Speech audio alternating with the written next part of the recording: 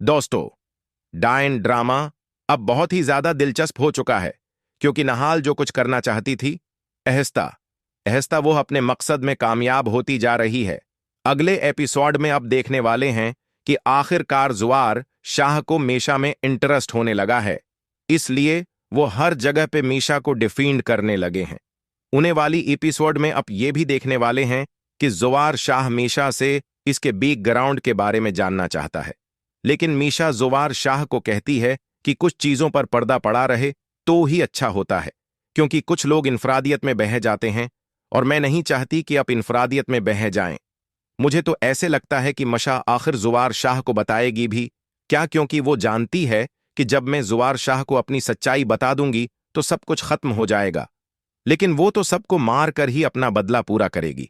और दूसरी तरफ अब देखेंगे कि फौजिया और जकिया पूरी कोशिश कर रही हैं कि शबाब मीशा के खिलाफ हो जाए, लेकिन जुवार हर जगह पर मीशा को डिफींड करता है।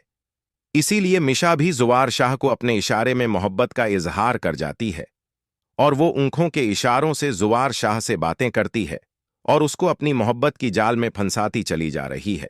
वहीं अब दूसरी तरफ देखेंगे कि फौजिया को लगता है कि अब वो पैर बाबा के पास जाकर मीशा का भी इलाज करवा लेगी, लेकिन ऐसा बिल्कुल भी नहीं है, क्योंकि मीशा उनके जाल में अब नहीं फंसने वाली, क्योंकि वो उनकी सारी सच्चाई जानती है। और अब दूसरी जगह देखेंगे कि शबाब जुवार शाह से कहती है कि नौकरों को इतना सिर पे नहीं चढ़ाना चाहिए, वरना वो सिर पर चढ़ के नाचते हैं। क्योंकि जकिया और फौजिया ने शबाब को पट्टियां पढ़ाई होती हैं, इसलिए उसको भी लगता है कि जुवार शाह कुछ गलत करने की सोच रहा है।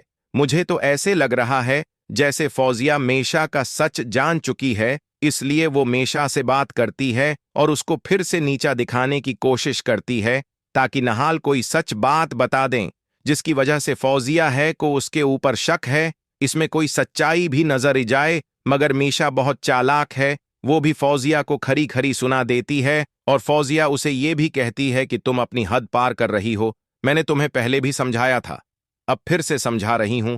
मशा से बात करने के बाद फौजिया का शक यकीन में बदलने वाला है।